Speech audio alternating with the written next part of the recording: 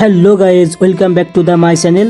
আমার চ্যানেলে আপনাদেরকে স্বাগতম। যারা আমার চ্যানেলে ফলো করছেন তাদেরকে অসংখ্য ধন্যবাদ, আর যারা এখনো ফলো করেননি অবশ্যই ফলো করে আমার সাথে থাকবেন।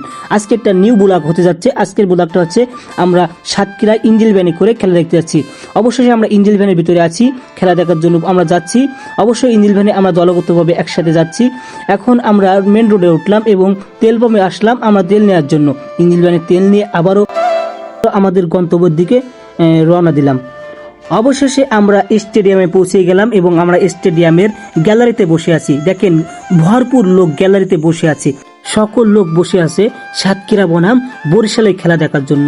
স্টেডিয়ামে সবাই অপেক্ষা করছে কখন ওদের খেলা শুরু হবে, আমরা কখন দেখব। সবাই খেলা দেখার জন্য এই স্টেডিয়ামে অপেক্ষা করছে। স্টেডিয়ামে অপেক্ষা করতে করতে স্টেডিয়াম পুরো বুক হয়ে গেল।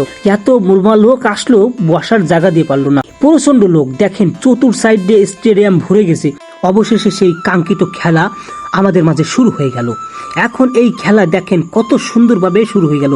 এত লোক আসার কারণে দেখেন খেলার মাঠের ভিতরে সবাই লোককে জায়গা দিয়েছে, তারপরেও জায়গা দিয়ে পারছে না।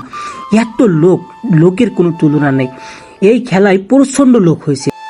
এই লোকগুলো আপনাদেরকে একটু সুন্দর করে দেখাই। দেখেন গ্যালারিতে পুরোপুরি বুক, তারপরেও মাঠের ভিতরে লোক ভরে গেছে। দেখেন কত দর্শক কোথা থেকে এসেছে।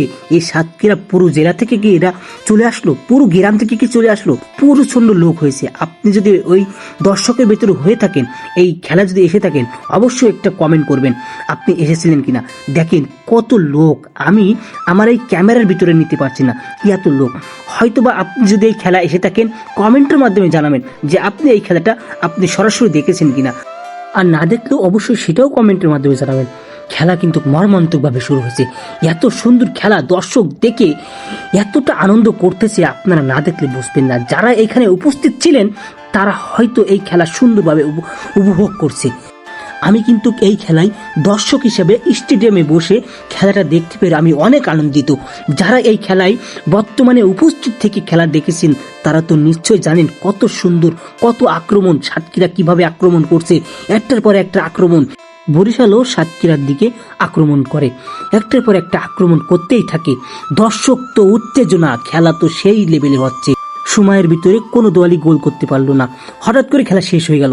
মাঠের ভিতরে যে লোকগুলো বসতে দিছিল, খেলা শেষ হতেই সেই লোকগুলো সব মাঠের ভিতরে চলে গেল। এখন মাঠটায় বিশৃঙ্খলা হয়ে গেল।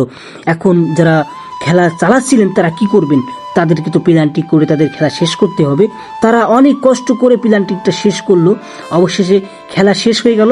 এইখানে খেলায় জয়লাভ করলো সেই সাতক্ষীরা, আমাদের জেলা সাতক্ষীরা বরিশালকে পেনাল্টিকে হারিয়ে দিলেন এবং গোটা সাতক্ষীরাবাসী সবাই আনন্দ করতেছে, হয় উল্লাস করতেছে। স্টেডিয়ামের ভিতরে যত মানুষ আছে সবাই আনন্দ করতেছে। আজকের মতন এই ব্লগটি এইখানে শেষ। যাদের এই ব্লগটি ভালো লাগলো, এই ভিডিওটি ভালো লেগেছে, অবশ্যই একটা লাইক, একটা কমেন্ট, আর এই ভিডিওটি শেয়ার করতে ভুলবেন না। আগামী যে খেলা অবশ্যই যেটা হবে আপনাদেরকে জানাই দেওয়া হবে। আজকের মতন এইখানে সমাপ্তি। সবাই ভালো থাকুন, সুস্থ থাকুন, আর আমার জন্য দোয়া রাখুন। আল্লাহ হাফেজ।